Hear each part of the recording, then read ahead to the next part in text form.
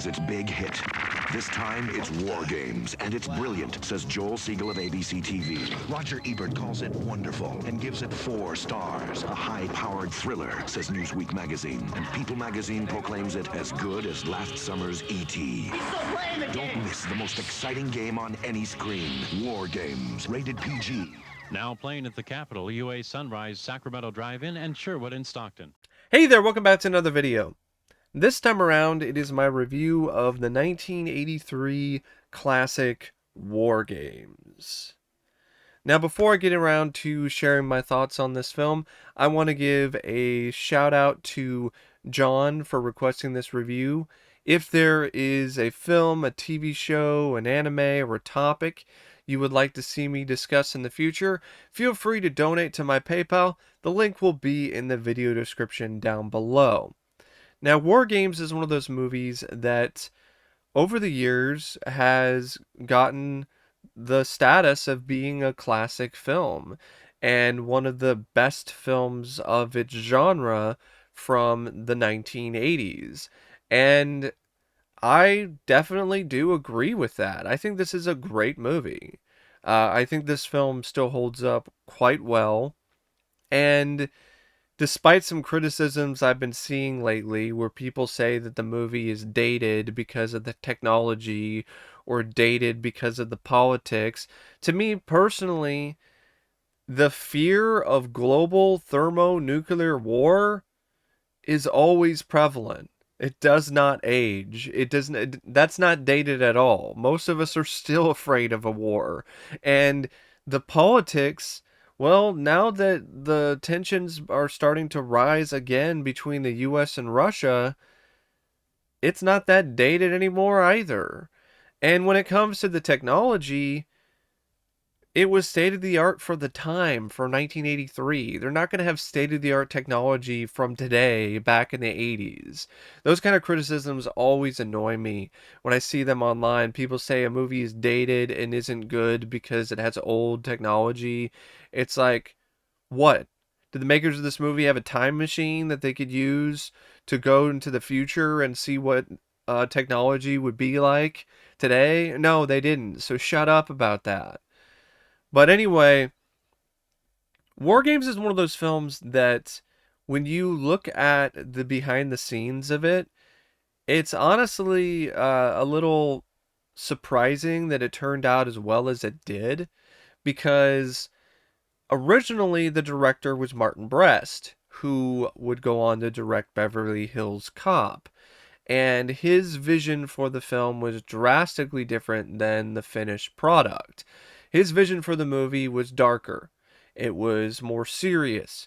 Maybe he's the one that shot the opening sequence, because the opening sequence is very serious and honestly pretty scary and tense for a film that for the most part has a pretty lighthearted tone. So it's one of those things where that is not really the tone that the film carries throughout. And that makes me wonder whether or not that was something that Martin Brest was doing. Because apparently he did shoot some scenes, and some of them did show up in the final cut. But the studio was not really liking his direction. They weren't really liking the path that he was deciding to take with this project. The cast was starting to really get tired and worn down and really depressed because of the really serious, dark nature of the shoot. And there were rumors that it might even get shut down, or you had Matthew Broderick and Sheedy worried about losing their jobs. It was getting that crazy. So because of creative differences with the studio and with the producers, the original director, Martin Brest, stepped down. This left an opening, and the studio decided to fill it with John Badham. And John Badham is the one that decided to change the tone, make things a little bit more light, and in the process got the best performances out of Broderick and Sheedy. But it took some work. It took some extra work on his part. Apparently, he went above and beyond to try to get them to feel comfortable with the film and to uh, really let loose and not be as stiff and robotic. Because initially, when he signed on and he was working with them, the dailies and the takes were not good. They were coming across too robotic and fearful and just anxious. And so he decided to do something about that by playing some games with them. He asked them to take part in a race, and whoever lost was going to have to sing a silly song. And John Badham lost, so then he sang some song called The Happy Wanderer, and that wound up breaking the two major cast members out of their shell. And that's why you have this really electric chemistry between the two. That's why you have Sheedy and Broderick playing these roles in a way that is very charismatic and very fun, is because of the fact that John Badham went that extra mile, literally, to get them to break out of their shell. And there's other interesting things about it. Like, Broderick was very close to not even being the star of the film. He turned down, apparently, from what I've been reading, he turned down the role of Alex P. Keaton from Family Ties to star in this movie. Can you imagine the alternate universe where Matthew Broderick decides to not be in WarGames and then decides to be the lead in Family Ties? Does that mean that Michael J. Fox would then, in this universe, be the star in this movie? And then you would have a whole alternate universe of movies where Michael J. Fox doesn't have the big career, he doesn't have the massive boost, but he still has a decent career because he plays Ferris Bueller instead of Marty McFly, and Matthew Broderick plays Marty in Back to the Future. Can you imagine that? Like, that would be crazy. That'd be weird. Um, it just shows you that in some cases, it's fate, really. It really is when it comes to uh, certain actors' careers. And there's other things that are really uh, cool about this production. For instance, the NORAD set that is featured prominently throughout the movie, and to this day is still quite the jaw dropper. At the time, it was the most expensive set ever. It cost $1 million. And this is a film that had a budget of $12 million. So 1 million of that was just for the NORAD set. And apparently the real life NORAD doesn't even have a set that is that good. The NORAD command center is not that detailed, not that impressive. A lot of people who worked at NORAD were like, "This is our wet dream." Like our real setup is nowhere near as impressive as the one in WarGames. And you could tell that every bit of that $1 million was spent wisely with that set. They invented technology for the video screens that did not exist at the time. And that just shows you that the people behind this film, from the cast, the crew, the director, the writers, everyone involved really did have the utmost passion for this project. And that's a big reason why the film turned out as good as it did. So, John Badham is listed as the director, and he directed the majority of the movie after Martin Brest left the project. And I think he did a remarkable job. I think this is one of his best films in terms of the direction. There's a lot of really impressive shots here that really display the jaw-dropping nature of the NORAD set. I thought he did a good job establishing the location and the setting of the various different places that the characters were living in or the characters were running to. Uh, for a film that takes place, for the most part, in a bedroom or in NORAD, uh, the direction is shot in a way where things really do feel like they are large and massive in their size and scope. It has this epic feel to it, despite the fact that a lot of it's very condensed, a lot of it's very standard stuff. And with a different approach, it could come across very dull and not that impressive at all. But I feel that Badham's direction was so good that he made a lot of these shots that were very simple, very standard, have this really massive size and scope to them. The whole sequence at the end with the tic-tac-toe, with Whopper, and that whole bit, it's a simple game, but the way that everything was shot and the way that everything was put together, it was honestly quite spectacular.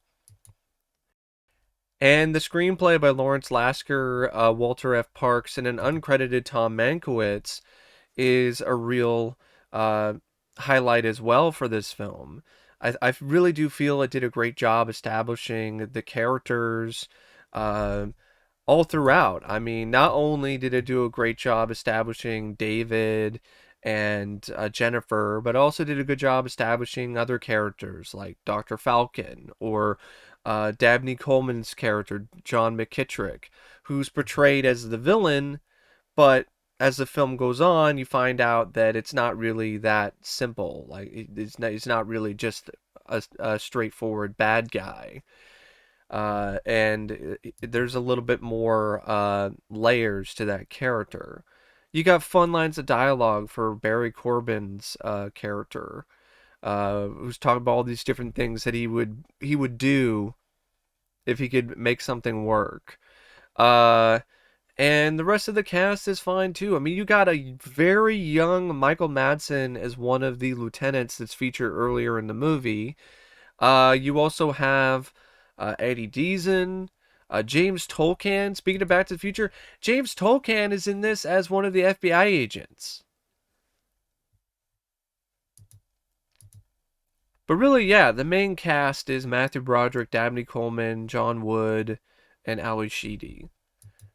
And I do feel that all of them did a good job, and the script gave them a lot to do and a lot to work with. And Matthew Broderick, I think this is definitely one of his best performances. I can see why a lot of people, when this film came out, saw Matthew Broderick as a rising star, because he had a very unique personality. He definitely seemed like an effective everyman, somebody that a lot of people can relate to, and he was cool. You know, he had that cool vibe about him. He was a little bit of a rebel, and I think that definitely did appeal to a lot of people, and I think it still appeals to a lot of people. And Ali Sheedy, she was just gorgeous, cute, had a lot of spunk, a lot of charisma herself, and I felt that her and Broderick were the perfect pair here. And Dabney Coleman, like I said, the script gives him a lot to work with here, so this is one of his better performances. John Wood hasn't really done a lot, so I would say this might be his signature performance. And he's not only the guy, I mean, he's done other things, like he was in a lot of other movies, like in the past, like Slaughterhouse-Five, but he wasn't really the main star. He was also in Lady Hawk later on. But really, he's one of his most well-known roles is really WarGames, for good reason. He's more of an actor that's known better across the pond than here in the United States. But a lot of people are still going to be familiar with him due to his contributions to WarGames. I like his character, Falcon. I like how he went into the witness protection program and was hiding. And I like how he was disillusioned so much to the point where he was actually okay with nuclear war. He was like, it's our time. And I love the bit where Matthew Broderick's like, no, bullshit. You don't care because you're already dead. And that was I like that whole exchange, and I like the setup, and I like the performances by everyone involved in that. And then John Wood not only did a great job playing Falcon, he also did the voice of the computer of Whopper, and that was really cool. And he did a great job with that too. And then speaking of the computer, I really love how the screenwriters incorporated that into the film, showing that the computer is so advanced and so effective initially with its strategies that it is now implemented as the main function, or the main source of strategies and thought processes behind a nuclear war. And I like how the film showcases both the positives and the negatives of this computer taking the job away from men who might not be willing to turn the key because they aren't sure, or they don't really want to do it. I like that. I like that you had that contrast, and I also like the fact that the computer is provided with some positives, and it shows the process behind why it was implemented and why it replaced man in this instance, and why in turn by the end of the movie, that despite it being more effective, despite it not really being emotional, it isn't as good for nuclear deterrence, or really a setup for nuclear war, as someone who is who is a human, as humans, because of the fact that humans are able to realize when something is not worth it. They're able to see and learn and understand that nuclear war is something where nobody wins. And the computer doesn't initially know that. So it has to be taught that by playing a game, which is tic-tac-toe, a game where you can't win unless you try to do some move that is rather unorthodox. But most of the time, you can't win that game, and that's how the computer learns that this is a game that is futile. It's fruitless. There's no point to it. And that point still stands today. There's no point to nuclear war. We do not need to blow each other up. Like, nobody wins in that scenario. Everybody is screwed. And there's other bits of creativity that I really liked about the film in terms of the screenplay. Like, for example, how Matthew Broderick is hacking into the computer system initially, and how he's doing things like changing his grades, and then going around and ordering plane tickets, and then it leads to him trying to play these games and hacking into this computer. And then he understandably catches the eye of the government, who then arrest him, and I like how he escapes. It's rather clever. He records with a tape recorder the tones on the keypad that locked him in the room, and then uses that and replays the tones, and then gets out of the room. I thought that was really clever and really unique. And there's a lot of that stuff in the film. And it's got other aspects of it that are also great. I think the score by Arthur B. Rubinstein is pretty good. I don't know if I would say it's great, but it's a good score. The cinematography is fantastic. I really like the way this film is shot by William A. Fraker. The editing by Tom Rolfe, really top-notch editing here. Uh, the editing is a big reason why a lot of these scenes that just show a computer screen are captivating and suspenseful and genuinely effective, is because of the editing. And despite the fact that it's almost 2 hours, it doesn't really have too many issues when it comes to its pacing. I was never really that bored by the film. It always kept my interest. I like the way it starts, which is very different to really the rest of the tone of the film. And it works because it grabs you by the throat. Because you're like, oh my God, like it's a nuclear war is going to happen. And the Russians are firing missiles. And it's a very tense and really uh, crazy sequence that even ends with a guy pulling a gun on another guy, being like, turn the fucking key. I mean, it's really uh quite something else, and not the kind of opening you would expect for this kind of movie, especially when it comes to the rest of the movie in terms of the approach that it takes with its tone. And I can't really think about anything else about the movie, except there's one thing I do want to mention, a little extra bit of trivia. There was a song that was used in the promotional campaign for trailers and TV spots and stuff called WarGames. It was by the band Crosby, Stills, and Nash.